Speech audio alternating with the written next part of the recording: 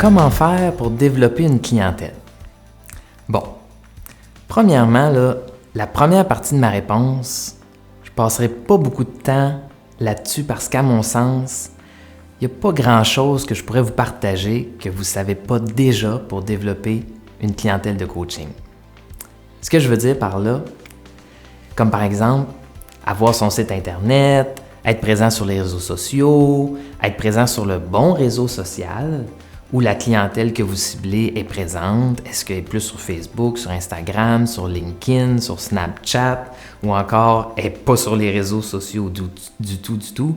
Donc, rejoignable par courriel ou en présence dans les colloques, par exemple, ou dans des réseaux d'affaires, ou de développer comme coach son propre blog sur son propre site Internet. Bref, quelle est votre stratégie pour vous faire voir, pour vous faire connaître? Est-ce que c'est en offrant aux participants, par exemple, des webinaires, des YouTube Live, ou encore en offrant des textes sur les réseaux sociaux, dans les médias, ou encore offrir des formations en ligne? Bref, il y a tellement de façons de faire pour vous faire connaître que je vous encourage à trouver celle qui vous donne du plaisir à le faire, que vous avez vraiment envie d'ailleurs. Et je dis ça, je passe vite parce que cette première partie-là est super importante pour moi. Mais il y a quelque chose d'encore plus important que ça que j'aimerais vous partager.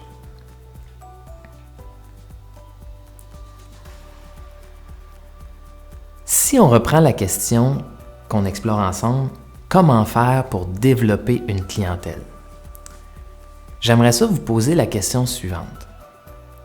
Cette question est à propos de qui? Pensez-y bien. Quand on y pense, comment faire pour développer une clientèle? La question est fondamentalement à propos de soi. Elle est à propos de l'entreprise. Ou dans ce cas-ci, dans le cas qui nous concerne, à propos de l'entrepreneur coach, de vous. Et c'est très bien. Après tout, on fait un peu cette formation-là pour vous, vous allez me dire. Mais pour justement développer une clientèle, la question que j'aimerais vous amener à réfléchir, c'est comment faire pour répondre à ce que mes clients ont besoin. Et là, on n'est plus à propos de nous. Et souvent dans la vie, puis je m'inclus là-dedans complètement, on est tellement à propos de soi toujours. Alors, comment faire pour être là pour eux? Comment être à leur écoute au fond, pleinement? Comment être à leur service? Et dans le même esprit d'idée que la question qu'on explore, comment développer une clientèle, on devient à propos d'eux et non à propos de nous comme entrepreneurs. Et ça, là, je vous le dis, je pense que c'est vraiment important pour vous, ce que j'essaie de vous expliquer là, qu'il y a un réel point de bascule pour vous comme entrepreneur. Parce que on le sent tout de suite, les entreprises qui sont plus à propos d'eux qu'à propos de nous comme clients. On en fait tous l'expérience de ces entreprises-là. Et à l'inverse aussi, on a tous des exemples d'expériences clients où on a eu le réel sentiment que l'entreprise qui nous a servi était complètement là pour nous, à propos de nous, pour nous aider, nous servir de façon unique, se sentir unique quand on se fait servir par ces entreprises-là. Et dans ce qui se passe quand on vit ce type d'expérience-là, qu'est-ce qui se passe en vous? Qu'est-ce qui se passe quand on vit ça? C'est qu'on en parle à nos proches, on en parle à nos amis, on en parle à nos collègues. Donc, je vous souhaite vraiment de réfléchir à ce changement de perspective-là pour vous comme entrepreneur. Et avec ce changement-là de perspective, vous n'aurez plus jamais besoin de vendre quoi que ce soit à quiconque. Au fond, je connais pas beaucoup de gens qui aiment vendre ou qui aiment se faire vendre un service. Mettre le focus un peu plus sur les clients dans la vie là, qu'on vous envoie et de répondre à leurs besoins, c'est le meilleur conseil que je ne peux pas vous donner pour développer votre clientèle. Et c'est tellement plus simple, plus facile. Pas besoin de grands plans stratégiques. Soyez juste à l'écoute, comme on parlait dans le 3e chapitre, d'être complètement à l'écoute de ses clients à propos d'eux. Et toutes les réponses, toutes les actions que vous allez pouvoir engendrer suite à cette écoute-là vont vous apparaître. On a aussi tendance à voir, je pense, trop loin dans nos stratégies de développement. Une bonne pratique que je vous suggère, c'est de commencer par ce qui se présente là, ici, maintenant pour vous, et répondez à ça.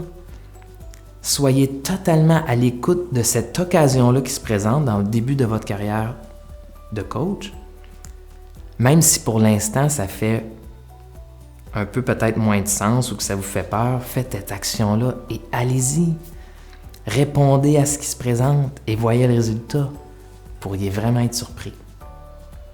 Avez-vous remarqué que le titre de ce chapitre est « Attirez vos clients naturels ». Ce que cela veut dire pour moi, c'est que nous n'attirons que ce qui nous correspond. Tel un humoriste qui voit venir à ses spectacles des personnes qui apprécient son humour, qui le fait rire. Cela inclut bien sûr des personnes qui ont entendu parler de lui positivement. Le public présent est déjà acquis, en bonne partie, à sa cause. À lui de jouer ensuite. Autrement dit, il s'agit de trouver son public. Un public qui existe déjà. De percevoir les choses ainsi enlève de la pression, me semble-t-il. En effet, si notre public n'attend que nos actions pour devenir visibles et accessibles, il nous suffit d'être proactifs pour attirer notre clientèle à soi. La pression, c'est ce qui nous presse d'agir. Seule l'action apportera des résultats. Une action qui s'appuie sur une réflexion, bien sûr, une éthique et des valeurs, des buts et des stratégies. Mais tout cela n'est rien sans action. La vie récompense l'action. Alors on peut se poser la question autrement, comment faire venir ses clients à soi ? La réponse me semble limpide et lumineuse. Agir en cohérence avec soi-même. Si ce que vous dites, faites, produisez comme document, comme site internet vous correspond, a du sens pour vous, cela aura du sens pour votre public.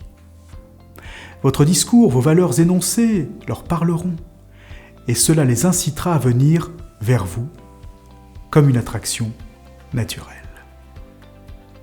En ce qui me concerne, j'ai décidé, après mûre réflexion, de me présenter ainsi comme coach personnel. Je reçois des personnes d'âge adulte qui sont orientées vers des objectifs de développement personnel et professionnel.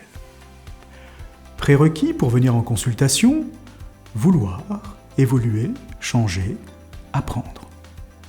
Mes séances de coaching de vie vous aident à plusieurs niveaux. Réalisation d'un objectif, d'un projet spécifique. Communication et relations humaines au quotidien. Vivre en cohérence avec ses valeurs. Intégrité, alignement, affirmation de soi et autonomie. Exprimer son potentiel à travers ses projets de vie. Accéder à ses rêves. Transformer ses rêves en projets concrets. Développer des qualités telles que l'ouverture d'esprit, l'audace, le courage, la persévérance, la patience et l'esprit d'aventure. Développer sa créativité et son intuition. Parole en public et animation de groupe. Leadership et entrepreneuriat. Apprendre à lâcher prise au bon moment. Et je précise, dans mon offre, dans ma présentation, je ne reçois pas les enfants, les adolescents, les couples ou les membres d'une même famille lors d'une même séance. Ou les personnes qui souffrent de problématiques suivantes, problèmes de dépendance, affective, sexuelle, à l'alcool, la nourriture, toxicomanie, problèmes d'apprentissage, troubles obsessionnels compulsifs, TDA et hyperactivité, abus sexuels, violence conjugale, dépression sévère ou traitement de phobie. À vous de jouer. Présentez-vous à votre façon.